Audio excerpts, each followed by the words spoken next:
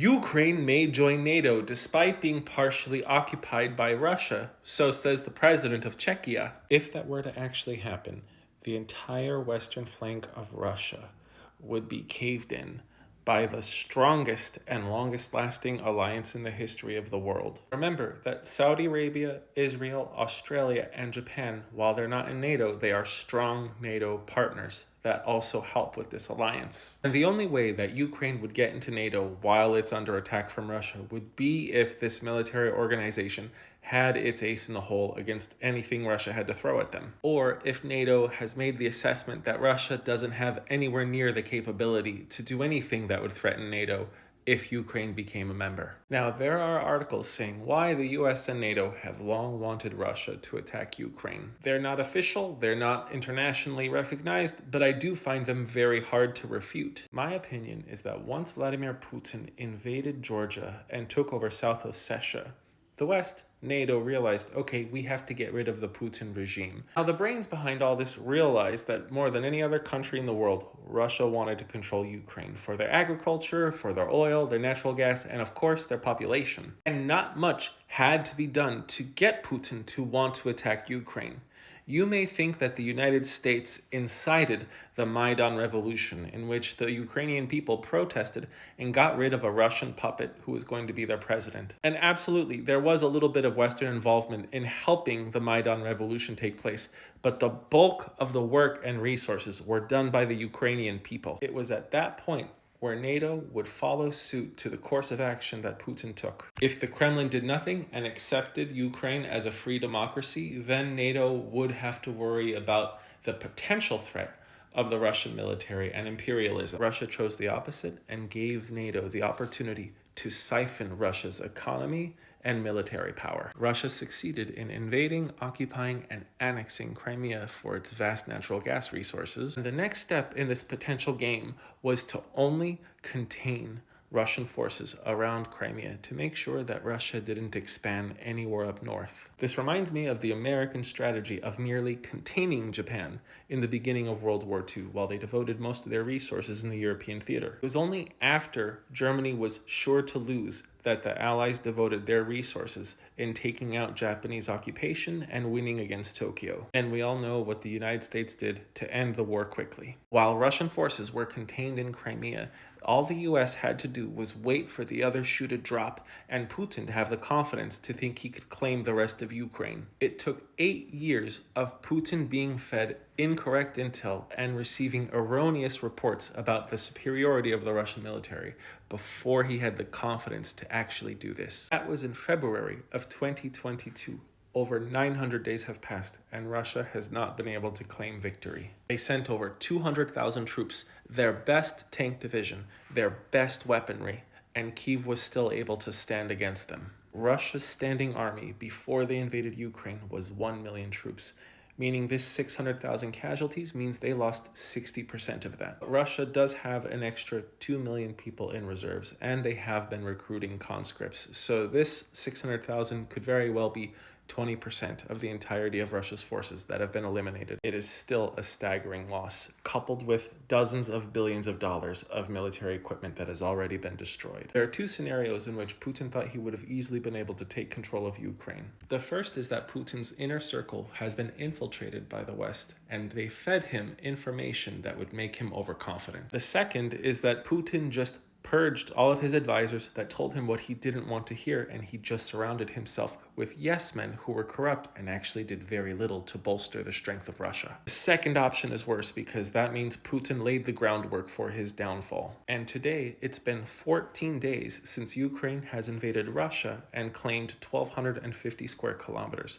Stories are circulating that Putin's inner circle is afraid to tell him of Ukraine's progress because of how he's reacting. Taking out Russia's military was just one of the three main fronts that could have been the US's plan. The second and third are intertwined, the diplomatic and the economic front against Vladimir Putin. While I disagree with a lot of the RAND organization, they do come out with some useful reports like this success and failure table of sanctioning Russia. While it is actually overextending Russia, they are calling it just extending. This table is a probability of success The benefits for everyone, costs and risks. One of the ways the US extended Russia was just by expanding our own energy production. It's a win-win. Financial sanctions absolutely extended Russia. The benefits were high, but the risks are high because the world has to deal with inflation, supply shortages, you name it. So these sanctions weren't meant to stop all Russian trade. It was to make Russian trade expensive and painstaking, and it's been working. First, India and China defied the sanctions and bought as much Russian oil as they could. But India has been slowing its purchases, and worst of all, so is China. Compared to last year, China has dropped its oil trade with Russia by 7.4%, but they've increased it with Saudi Arabia by 13% and increased it with Malaysia by 60.5%. Yeah, they also increased their oil purchases from the US by 52.9%. Oops. Last year, Chinese leadership said that they and Russia are friends without any limits, but it seems like even Beijing is creating distance with Moscow. 98% of all Chinese banks are no longer accepting Russian deposits in yuan, and at the end of July, Russia was subjected to a massive Chinese cyber attack at their government facilities. Now, this last bit is the military ramifications of Ukraine joining NATO. If that happens, Putin has two choices. The first being immediately leave Ukraine and end the war. The second is risk invoking Article 5, and 32 of the most powerful countries in the world go to war with Russia. Russia would no longer have to deal with a 700-mile front. They would have to handle a 1,600-mile one, possibly larger. A 1,600-mile front against troops that are better equipped, better trained, are much more cohesive, and have much more experience working together. What happens if Putin does the unthinkable and he actually launches his nuclear bombs? Most of Russia's nuclear arsenal has been poorly maintained, and he may not even know which ones are actually suitable for launch and can actually detonate. The second thing is, nuclear bombs are old technology. Now remember, when the US won World War II with the nuclear bomb in 1945, they terrified the world because nobody expected the US to have this kind of weapons capability. And of course, one of the reasons why the US got the nuke faster is because they had the best German scientists in the world working with them, like Oppenheimer, Einstein, a bunch of other guys. But the thing is, in World War II, the scientific monopolies were in England, France, maybe Russia,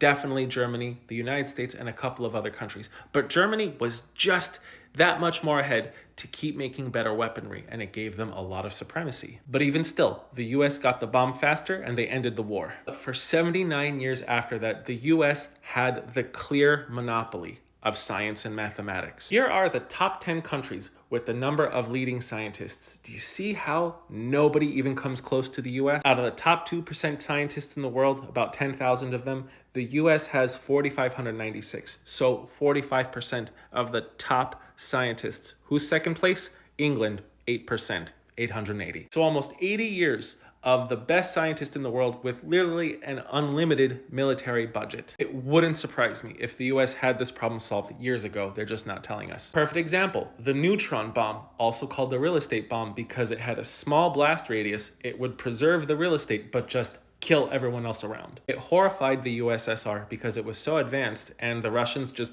couldn't make anything to replicate it. And that was in the 1970s. About 50 years ago. And right now, nobody's expecting the United States to have the technology to take out nuclear weapons. Just think of the hypersonic missile craze. Russia and China were supposed to have the best ones. We find out they might not even be real, but the US has the best in the world now, and they can be launched from submarines and fighter jets. The US has such advanced surveillance that they know where Putin and every single member of Russian parliament is at all times. I wouldn't be surprised if they also knew where every single nuclear base was. I'm being hypothetical here. But what if Russia launched a nuke and then the US or NATO has some technology that effortlessly destroyed it? Or even hundreds of these nuclear weapons at one time. It would terrify all of America's enemies and rivals into submission. It would take all the teeth out of Russia, and it would terrify China, Iran, North Korea, you name it. And it would eventually lead to the downfall of a nuclear-powered fascist state without losing one soldier. Thanks for watching.